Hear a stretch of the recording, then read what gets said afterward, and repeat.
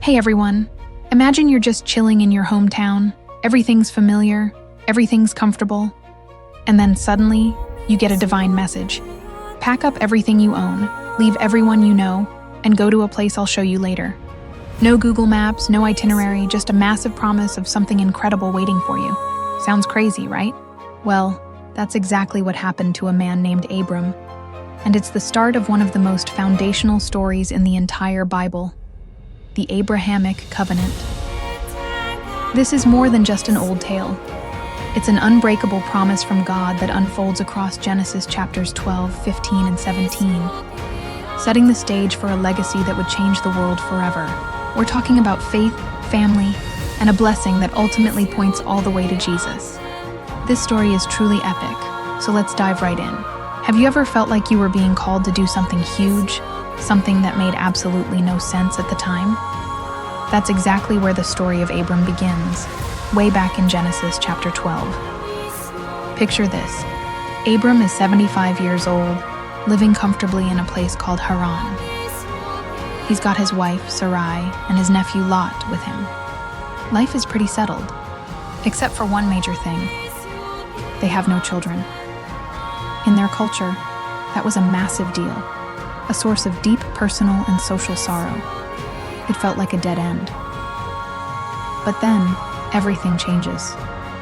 Out of nowhere, God speaks to Abram.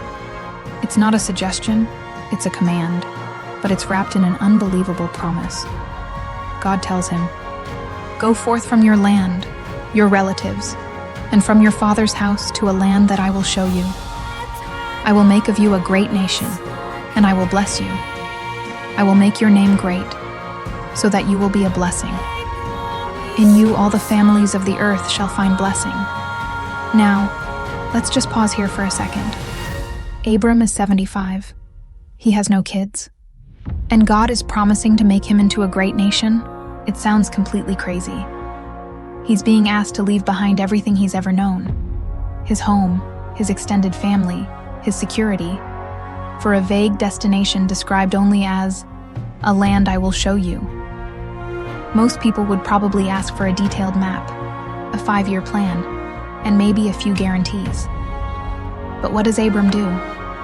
The Bible says he just goes. He packs up his entire household, his wife Sarai, his nephew Lot, all their possessions, and just heads out into the unknown. This is a monumental leap of faith. Abram isn't just taking a risk, he's staking his entire future on a divine promise. He's trusting that God will provide a land, create a nation from his and Sarai's lineage, and somehow, through them, bless the entire world. And you have to imagine his nephew Lot tagging along, probably wondering what on earth his uncle was thinking, embarking on the world's most uncertain road trip. What's really incredible about this moment is the nature of the covenant God makes with Abram. It's an unconditional covenant. God initiates it all. He doesn't say, "Abram, if you do this, then I'll do that." He simply says, "I will." The only thing required from Abram is to believe and to obey that initial call to get up and go. This single act of faith sets in motion a story that will shape the course of human history, leading to nations, kings, and a blessing that echoes down to us today. It all started with one man, well past his prime, who chose to trust a promise that seemed impossible. Fast forward a bit, and Abram is now living in Canaan, the land God promised him. But there's a problem. He still doesn't have a child. In Genesis chapter 15, we see him getting pretty worried. He's thinking, maybe my head servant, Eliezer, is going to be my heir. This is a moment of real human doubt. But God steps in and gives him one of the most incredible reassurances in history. He tells Abram, "Look up at the sky and count the stars. If indeed you can count them, so shall your descendants be." Imagine that. Standing under a vast, star-filled Middle Eastern sky, being told your family will be just as countless. And here's the amazing part. Abram believed God. That's it. He just took God at his word. The Bible says this act of faith was credited to him as righteousness. It's a powerful idea that the Apostle Paul would later explain in detail, showing that our right standing with God comes through faith, not just our actions. To make this promise official, God instructs Abram to perform a very unusual and ancient ceremony. Abram is told to take a heifer, a goat, and a ram, cut them in two, and arrange the pieces opposite each other. It's a strange and solemn scene.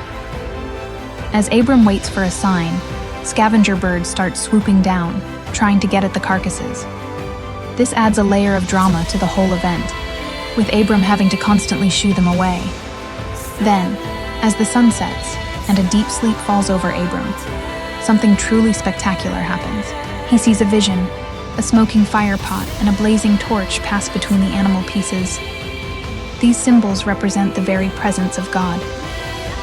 Now, in a typical covenant ceremony of that time, both parties would walk between the pieces, signifying they'd face the same fate as the animals if they broke the agreement. But notice what happens here. Abram doesn't walk. Only God, represented by the fire and smoke, passes through the pieces. This is what theologians call a unilateral covenant. God is essentially saying, I am making this promise to you, and its fulfillment depends entirely on me, not on you. He is taking all the responsibility.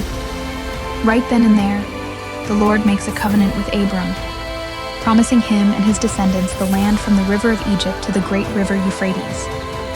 This wasn't just a casual promise. It was a legally binding, divinely guaranteed contract. So, what does this ancient story mean for us today? It's a powerful reminder that God's promises are secure. They don't depend on our perfection or our ability to hold up our end of the bargain, even when life gets messy, when doubt creeps in, or when things look completely different from what we expected. God's commitment to His word holds firm. His promises are sealed by His own faithfulness. Imagine you're 99 years old. You've lived a long, full life. You've seen things, you've done things, and you're pretty much set in your ways. Then one day, out of the blue, God shows up with a plan that's going to flip your entire world upside down. This is exactly what happened to a man named Abram. For years, Abram had been holding on to a promise from God that he would be the father of a great nation. But time was ticking. He was 99, and his wife, Sarai, was 90. The dream of having a son together seemed more impossible than ever. And then, God appears. He doesn't just show up for a quick chat. He comes with a powerful declaration. He says, I am God the Almighty. Walk in my presence and be blameless. This wasn't just a reminder. This was the prelude to something huge. God tells Abram that their covenant is about to level up. First, a name change. Abram, which means exalted father, gets an upgrade to Abraham, meaning father of multitudes. Think about that for a second. It's not just a new name, it's a destiny upgrade. And Sarai isn't left out. She becomes Sarah, which means princess. God is essentially saying, you thought the plan was big before? You have no idea what's coming. Then comes the most shocking part of the announcement. God promises them a son, together. A son named Isaac. Abraham, hearing this, just laughs. Can you blame him? He's nearly 100 years old. It sounds like a joke. He even suggests, hey, what about Ishmael? He's my son. Maybe he can be the one. Ishmael was his son with Hagar, Sarah's servant, and was already 13 years old. But God is clear. He says yes, Ishmael will be blessed. In fact, he'll become the father of 12 princes, a great nation in his own right. But the covenant, the special everlasting promise, will pass through Isaac. To seal this incredible deal, God introduces a sign, a physical mark of the covenant, circumcision. Abraham, his son Ishmael, and every male in his household were to undergo this ritual. It was a permanent, physical reminder that they belonged to God and were part of this unbreakable promise. It was a sign of their commitment and God's faithfulness. Abraham, despite his initial disbelief, obeys immediately. This story is so much more than just a name change and a surprise baby announcement. It's a powerful lesson in faith and God's timing. Abraham laughed, but he still obeyed. He took God at his word, even when it seemed completely illogical. God's promise was not based on Abraham's age or Sarah's ability to have children. It was based on his own power and his unconditional love. The covenant with Abraham, passed down through Isaac, ultimately points us toward the future, laying the groundwork for the lineage that would one day lead to the Messiah. It shows us that with God, it's never too late for a miracle. So what's the deal with the Abrahamic Covenant? It's basically God's epic promise to Abraham. Think of it like this. God promised him descendants as numerous as the stars, a nation to call their own, a specific land, and a blessing that would extend to the entire world. Pretty huge, right? And here's the mind-blowing part. Christians see this promise completely fulfilled in Jesus.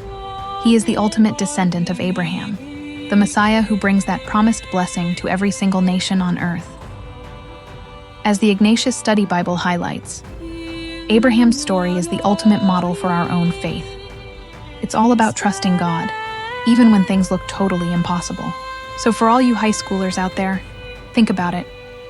What is God calling you to? What promise is He making to you? Sometimes, one small step of faith is all it takes to change your entire world. Thanks for watching, and don't forget to like and subscribe for more Bible epics. Peace out.